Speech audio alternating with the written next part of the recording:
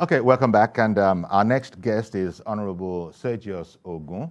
Honorable Sergius Ogun represents in the House of Representatives Esan Northeast and Esan Southeast Federal Constituency of Edo State. Good morning to you, Honorable Ogun. Good morning. Thank you for having me. Indeed, it is our pleasure.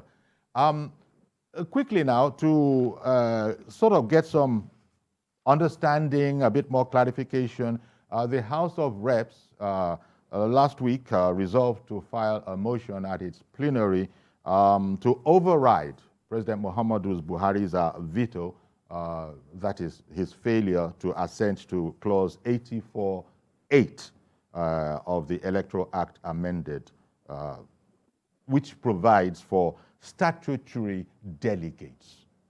Tell me the background to this position, if indeed it is correct that the House of Reps is moving to fight it.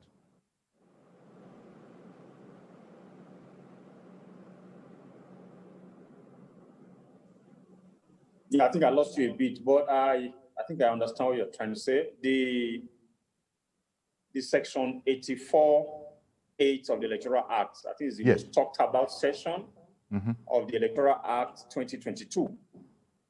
And we amended, the National Assembly leadership called a special session, because we're supposed to be on a short recess to prepare for the conventions. And then we reconvened to amend that session. And I had said previously that amendment is just surplusage, because section 87 sub 7 of the 2010 Act, Electoral Act, is exactly the same thing. We just lifted, we didn't even change a word, into that 84(8). So I don't know why we had to amend to add statutory delegates, because it's inferred. What we're saying 84(8), which was previously said in 87(7), was that the parties should ensure that the 3 ad hoc delegates should be elected and it should reflect in their constitution. So we didn't need to say that, but I can also understand, because of the way this Electoral Act has played out with the resistance from the executive, they just wanted to make sure that, we dot the I's and cross the T's. I think that was what led to that. But fortunately, the president withheld his accent, and the law is very clear. He hasn't written. I'm not aware that he has written. So we're going to put that to test. So I'm sure the chairman Rules and Business is going to schedule this any day, and they will take a vote on it.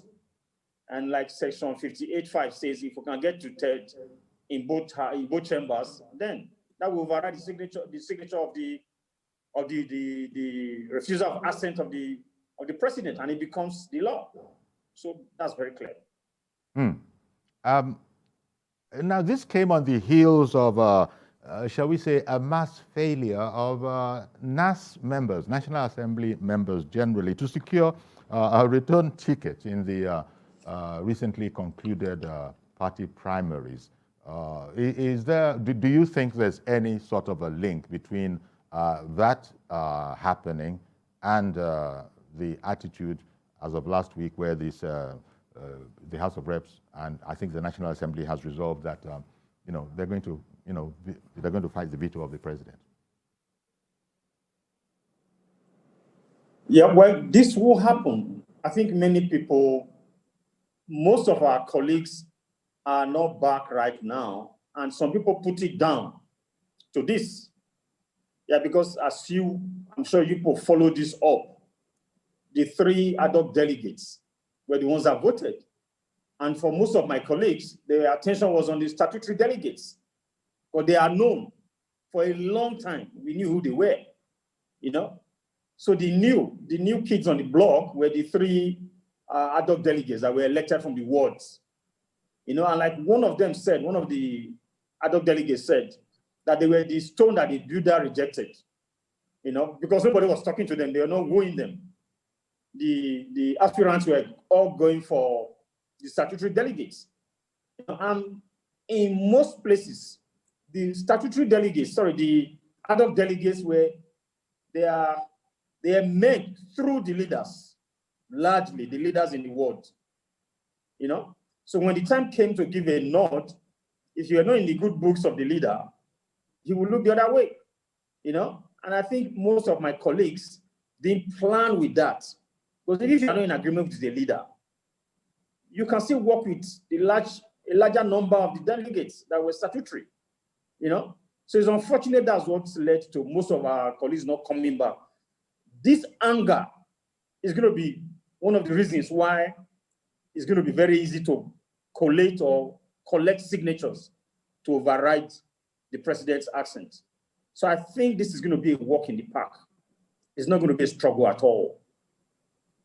Okay, but well, I don't know. You just explained. It does take away a lot of the power that party leaders had, governors being the party leaders in their respective states, and it actually, you know, it resulted the way it resulted, and as I said, there was a mass failure of most assemblymen and women to secure a return ticket.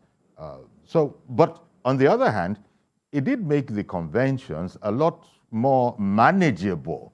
So it's like there was a silver lining to that particular cloud. We would have spent ages and ages, as you know, on the primaries. But with the situation the way it was, just the statutory delegates alone being allowed, it did work in that way. But it probably didn't work in a political way. And are you thinking that maybe the president, in withholding his vote, his signature, was not unmindful of that effect? But you were right. He should have written to the parliament to say, I'm withholding my accent because of this. But that he hasn't done, you know. And when we reconvened on the day we were going to make this amendment, some of us asked, it's not enough to call us back to make this amendment and then the president would not accent. Have you guys extracted the commitment of the president that he will accent? We had an executive session before, you know, we allowed the cameras in. And the understanding we had was that it was already discussed with the president. And I think that was on a Wednesday, I think. And that by Thursday, Friday, you know, the accent will be given. So it's unfortunate that this has happened. Like I said, the president might like it that way, but it's not for him to like it that way. This is the law. If you don't like it, write to the assembly, write to the parliament, and let them know, I don't quite like this. I'm going to stick to what I think I know or what I prefer. And it will be left for us to make the decision. You know, now, what most people are not comfortable with, a National Assembly member is elected in his constituency. A senator is elected in his senatorial. And the bulk of the leadership, the statutory delegates, will not even have a say on who is going to represent them in the National Assembly. The candidate to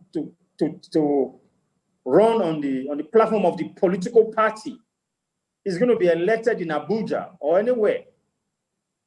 The main stakeholders will not have a say, but it's going to be one, okay, like in the case of PDP, just one national delegate that will represent the local government. I mean, that's not good enough.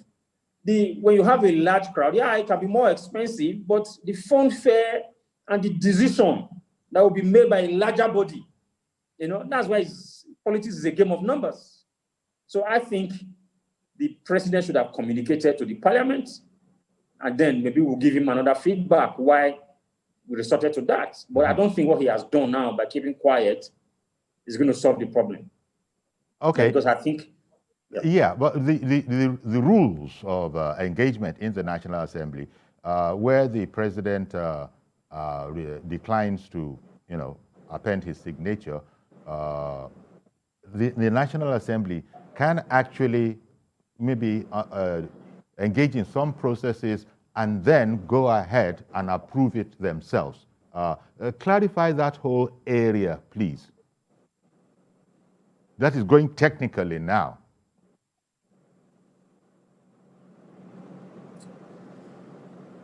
Well, if I get you right, there's a channel for engaging with the president. He has advisors, and you've heard so much about the romance in this ninth assembly.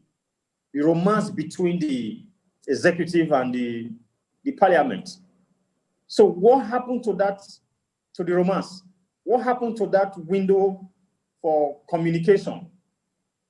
Some few days leading to the convention, I remember the speaker was making frantic efforts to reach out and confirm, if the president is going to sign or not, and then he didn't get any positive response because we were all following up, and he made a lot of effort to see that happen. So what happened to that communication, between the executive and the Congress? That was a breakdown, definitely. And if this is not resolved, it can lead to so many things that are not so nice. Yeah, both arms have benefited from in the past. Because the break of communication, if we just look at this particular aspect of it as that, the break in communication, you were just saying, could lead to other effects. But might it also be that the president is not unaware of all of this and that it's a strategic move on his part?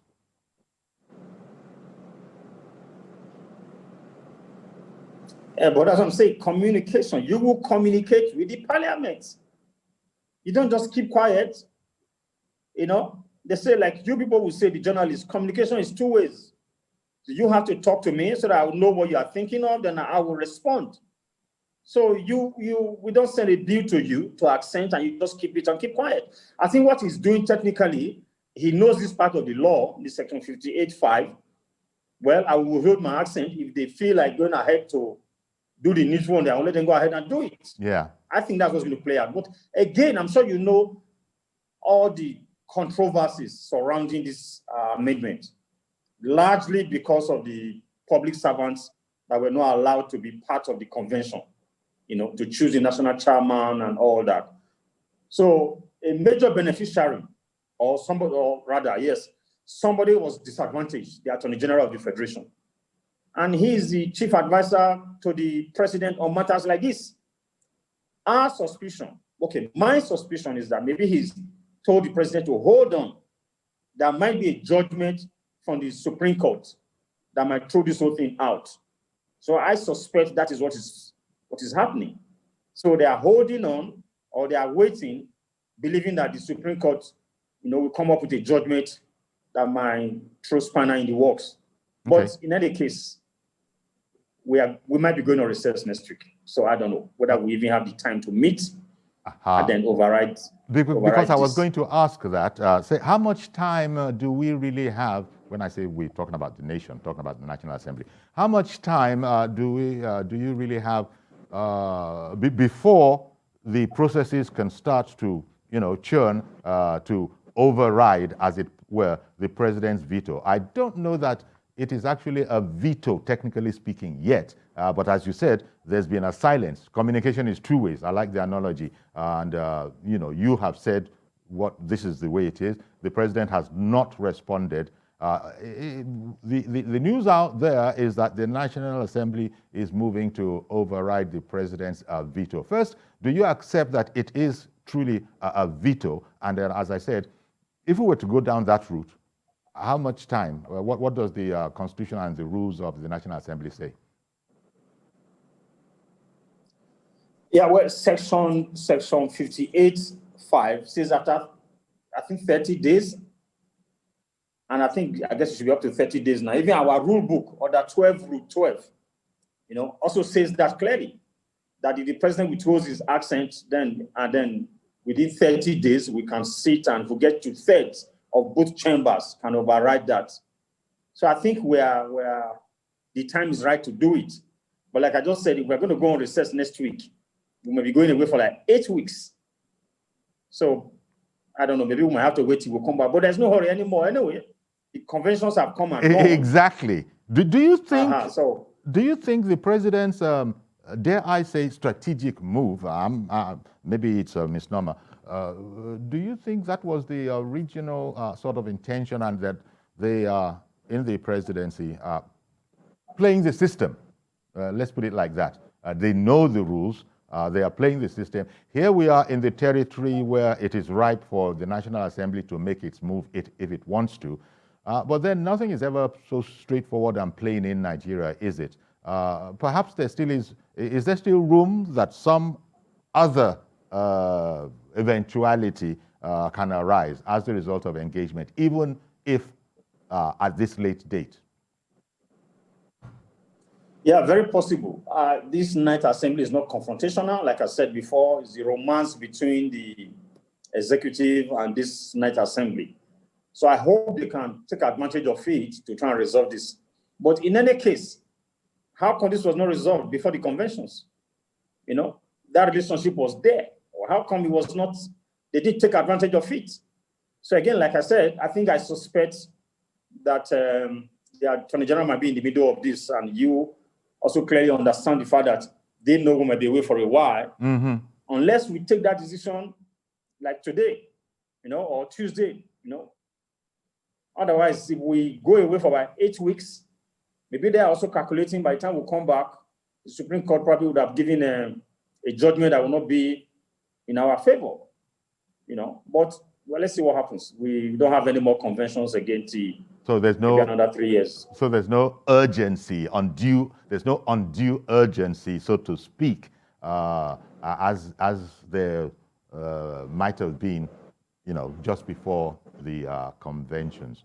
As you explained at the beginning, you said this section, it's a bit confusing to people, that why would the whole National Assembly, in their wisdom, why would they miss such a booby trap or a political, legislative landmine like that? You were speaking earlier about lifting the section, as it were. Is it that people didn't really do what they do in journalism? You used the analogy first, proofreading, making sure that I's are dotted and T's are crossed.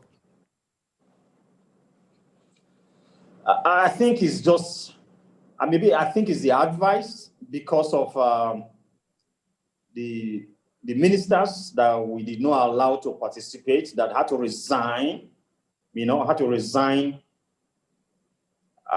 appointment. So there was this resentment. I think I don't know, maybe the leadership were advised to say, look, maybe it will not hurt anybody if you go ahead and add this. It's very clear from the previous act, the 2010 act, and even this where we lifted this act from, this section from. It is inferred that statutory delegates can vote. What this section is saying, these people should be elected, and it should be in the constitution of the political parties. That's what they're just saying. Okay, one moment, Honorable. Let me bring on, I beg your pardon, Honorable. Sorry to interrupt. Sorry to interrupt you, Honorable. Let me bring in NAFIU. NAFIU has called in from ADAMAWA. Good morning, Mr. NAFIU. Good morning, Uncle Yori. Good morning, sir. Please go ahead. I think the romance between the executive and the legislative is totally barbaric. For Nigerian democratic, I think we need to stop this. There must be a law and order, and there should be a great respect between the executive and the judiciary. I think he's on the right way. Thank you, sir. Okay. Did you hear that, Honorable Ogun? Somebody who doesn't approve of the quote-unquote romance between the executive and the legislature. But you've also said that this is not a combative legislature. NAFIU in Adamawa, he's not impressed. He feels you should be a bit more adversarial. People should never allow the romance. Nobody should ever allow romance between executive and the Congress. Because when that romance is on, they will throw the people under the bus. You know, yeah, granted they can work with understanding, but when there's a romance, there's a problem. You know, it should never be allowed. So you're actually agreeing with NAFIU, who phoned in to say that he used a different word, but in fact, Okay. to repeat the word, he used the word barbaric. Oh, is NAFIU still on? I'm sorry. Could you hear me, Honorable Ogun? I can't hear him.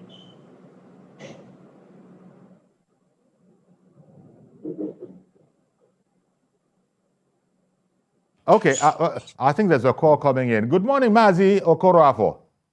Good morning, Sayori. Good morning, again, both of us in the studio. You say, Sayori, what I'm seeing now going on in the National Assembly, to me, is just that the National Assembly, they shifted the goalpost before the convention, and they want to bring back the gospel, which is not possible. Now, why must they go on 8 weeks recess? By September, they're going to another recess. Now, that was notwithstanding. The National Assembly have taken a very bad decision of coming to say they override. At the onset, they were moving gradually, they were moving as if because 80% of them, or 60% or 70% of them, have failed at the primary. They know that very well that they don't have another option come 2023.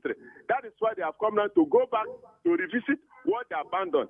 They knew very well that all these things they are trying to do, this Electoral Act that they want to bring that to make it in order, was what they're supposed to do at the onset.